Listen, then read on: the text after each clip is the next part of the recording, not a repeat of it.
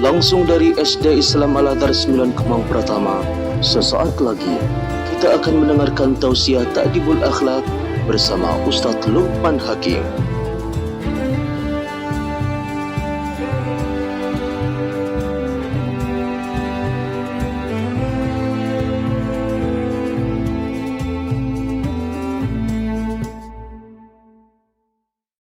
Assalamualaikum warahmatullahi wabarakatuh. A'udzu billahi minasyaitonir rajim. Bismillahirrahmanirrahim. Alhamdulillahi rabbil alamin wa bihi nasta'in ala umurid dunya waddin. Wassalatu wassalamu ala nabiyyil mursalin sayyidina Muhammadin wa ala alihi wa sahbihi ajma'in. Amma ba'du, qala rabbi shrah li sadri wa yassir li amri wa hlul 'uqdatam min lisani yafqahu qawli.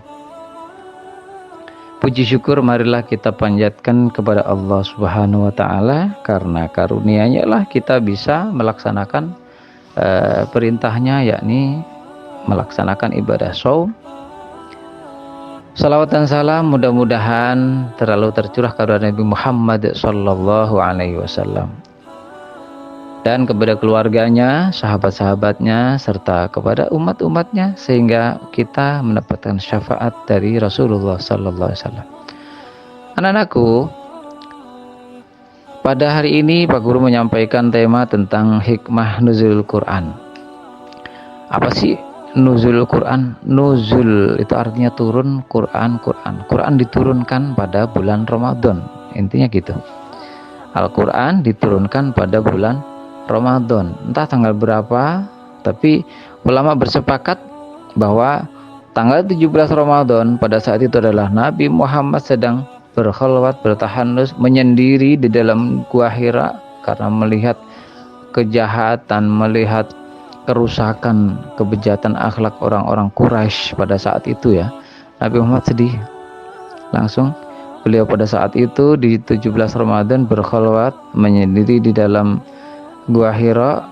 Di situ datanglah malaikat Jibril dengan serta-merta berkata kepada Nabi Muhammad, Iqra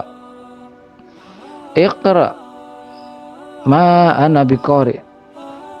Kata Jibril, bacalah Muhammad ma ana biqari, aku nggak bisa baca. Lalu malaikat Jibril pun menuntun Nabi Muhammad untuk membacakan. Iqra bismi rabbikal ladzi khalaq, khalaqal insana min 'alaq, Iqra wa rabbukal akram, alladzi 'allama bil qalam, 'allamal insana ma lam ya'lam. Anakku sekalian, pada ayat 1 sampai 5 ini adalah menggambarkan bahwa proses manusia untuk bisa mengerti, untuk bisa tahu, itu harus dari baca dulu. Bagaimana Allah menyampaikan ayat-ayat kepada manusia ketika manusia tidak bisa baca, maka diperintahkan oleh Allah untuk baca. Dan baca ini adalah ada dua pemahaman, ada dua tujuan, yaitu yang pertama baca ayat qauliyah, ayat-ayat yang tersurat, ayat yang bisa dibaca, yaitu ayat Al-Quran. Yang kedua adalah ayat-ayat kauniyah, tentang kisah-kisah, keadaan yang terjadi. Ya, ini juga disebut ayat-ayat yang diberikan oleh Allah kepada manusia. Nah, Al-Quran apa sih Al-Quran itu? Al-Quran adalah bacaan. Ya, bacaan. Ya, itu secara harfiah, secara lafdiyah, bacaan, arti daripada Al-Quran. Tapi secara istilah, secara makna yang lebih jelas, yaitu wahyu Allah yang diturunkan kepada Nabi Muhammad melalui malaikat Jibril, yang isinya adalah pedoman bagi manusia di dunia ini, dan membacanya bernilai ibadah. Lepas dari dia itu tahu isinya atau tidak tahu isinya, pokoknya bernilai ibadah saja. Setiap yang membaca pasti mendapat pahala ibadah. Kata Rasulullah, Al-Quran itu mendapat setiap huruf dari Al-Quran mendapat 10 kebaikan. Setiap satu huruf mendapat 10 kebaikan.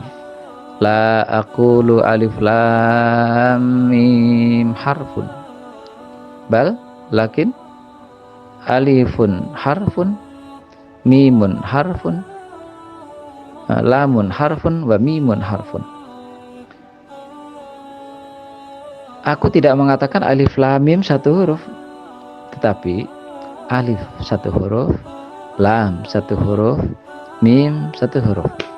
Jadi kalau kita membaca alif lam mim, kita baca 3 huruf, artinya mendapat 10 kebaikan. Itu baru satu kata, satu alif lam mim saja. Kalau yang sudah pernah khatam Al-Quran, udah berapa? 3.600 sekian ayat, sekian huruf dibaca, dikalikan 10 berapa coba? Anakku yang dirahmati Allah, inti daripada diturunkannya Al-Quran adalah isinya perintah kepada manusia untuk berbuat kebaikan, larangan berbuat keburukan, larangan berbuat kejahatan. Itu semua perintah dari Allah Subhanahu wa taala yang tidak bisa ditawar. Dan perintah Allah itu tidak semuanya masuk akal. Ya, contoh saja tidak masuk akal apa sih coba? Ketika dalam surat Maryam dikisahkan, di sana ada kisah ketika Siti Maryam, ibunda dari Nabi Isa, diperintahkan untuk menggoyangkan, menggerakkan atau mendorong pohon kurma. Fahuzzi ilaiki bijid'in nakhlati tusaqit 'alaiki rutaban janiyya. Wahai Maryam, goyangkan pohon kurma itu, maka akan berguguran buah-buah kurma ke pangkuan buah kurma yang manis yang bisa kau nikmati. Coba secara logika, pohon kurma segede apa? Gede pohon kurma. Siapa yang bisa menggoyangkan pohon kurma? Ya. Tapi ini diperintah oleh Allah, pohon kurma yang kering disuruh menggoyangkan, menggerakkan. Nah, kepatuhan Siti Maryam menggoyang pohon kurma, didorong gitu ya, maka nggak tahu Allah alam, dengan syariat itu berguguran juga buah-buah kurma dan menjadi makanan, dimakan oleh Siti Maryam pasca melahirkan Nabi Isa. Anakku, seorang ibu setelah melahirkan, sebelumnya hamil dalam keadaan jerih payah, setelah melahirkan nggak ada apa-apa, tapi disuruh juga oleh Allah untuk menggoyangkan pohon kurma. Kira-kira bisa nggak, mampu nggak? Sedangkan kita yang tenaganya besar saja untuk menggoyangkan pohon kurma nggak bisa. Nah, itulah perintah Allah harus dilaksanakan dengan setulus hati. Itu diperintahkan oleh Allah. Apapun resikonya, ya, apapun alasannya, kalau perintah wajib harus dilaksanakan. Kemudian contoh lain, wa qadara rabbuka alla ta'budu illa iyyah wa bil walidaini ihsana. Dan Tuhanmu telah memerintahkan kepadamu supaya jangan sekali-kali menyembah kecuali kepadanya, dan berbuat baiklah kepada kedua orang tua. Ini juga perintah Allah yang bisa kita terjemahkan sebabnya apa, akibatnya apa kalau kita tidak melaksanakan perintah Allah. Coba kita lihat arti perkata dari waqadha, dan memerintahkan, Rabbuka, Tuhanmu, Allah, supaya jangan, ta'budu, kalian menyembah, illa, kecuali, kalau kecuali berarti kepada yang lain tidak bisa. Allah ta'budu illa iya, kecuali hanya kepadanya, nyembah hanya kepada Allah. berbakti, bertaat, beribadah hanya kepada Allah, untuk Allah. Kemudian dirangkaikan dengan kalimat berikutnya, wabil walidaini ihsana, dan berbuat baiklah, berihsanlah kepada kedua orang tua. Ihsan itu baik, artinya berbuat baiklah kepada kedua orang tua.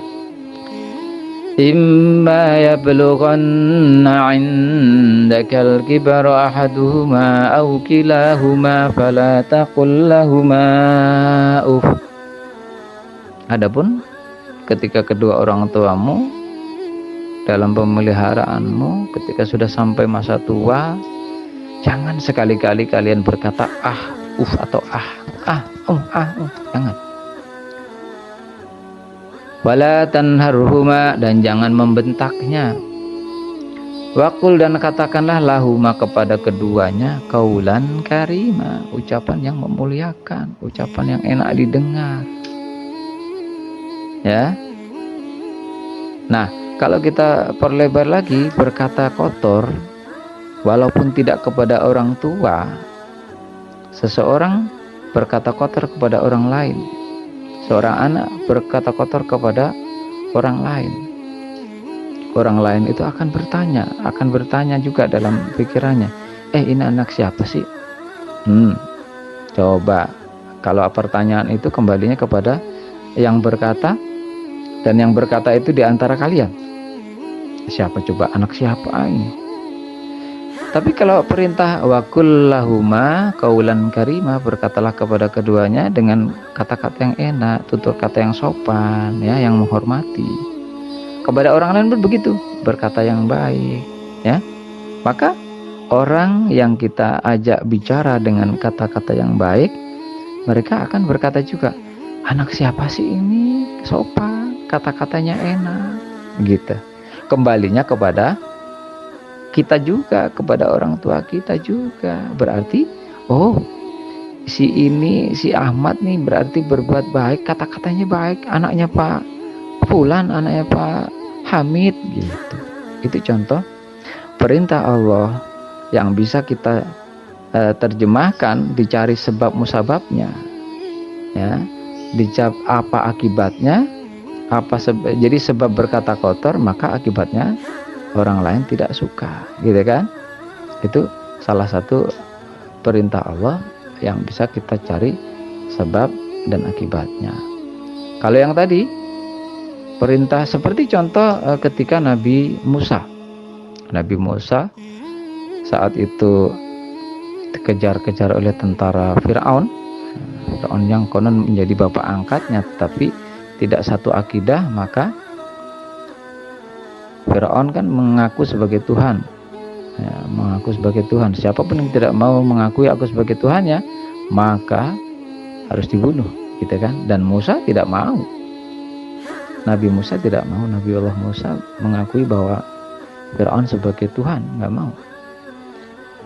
Karena dia tidak mau mengakui bahwa Fir'aun adalah sebagai Tuhan, maka Musa dikejar, diancam dibunuh, ya. Apa yang terjadi?